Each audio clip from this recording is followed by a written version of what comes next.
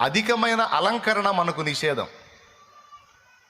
పరపురుషుడు నన్ను చూసి మోహించాలి అనే విధంగా మనం రెడీ అవ్వటం అనేది మనకు నిషేధం. దైవభక్తి గలవారమని చెప్పుకొను స్త్రీలకు తగినట్టుగా సత్క్రియల చేత మిమ్మును మీరు అలంకరించుకోండి అన్నాడు. తిమోతికి రాసినటువంటి మొదటి పత్రిక 2వ అధ్యాయం 9వ వచనం. జస్ట్ రిఫరెన్స్ నోట్ చేసుకొని నాకు వెళ్ళి చూడండి. స్త్రీలను గురించి అక్కడ మాట్లాడాడు. సహజంగానే పురుషుడి కంటే స్త్రీకి సౌందర్య పిపాస ఎక్కువ.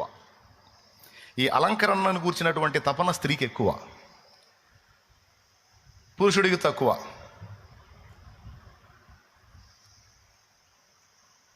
కానీ స్త్రీకి ఈ రంది ఉంటుంది. అయితే ఇక్కడ దేవుని వాక్యం చెప్తుంది ఏంటంటే, ఒక పురుషుడు మోహంలో పడేదానికి నువ్వు అవకాశం ఇవ్వద్దు. నీ దేహం అంతటిని కప్పుకో, అర్ధనగ్నంగా కనపడొద్దు, ఆకర్షణీయంగా కనపడి అవతల వాళ్ళని అట్రాక్ట్ చేయాలని అనుకోవద్దు. అది దేవభక్తులకు సరిపోయిన విషయం కాదు.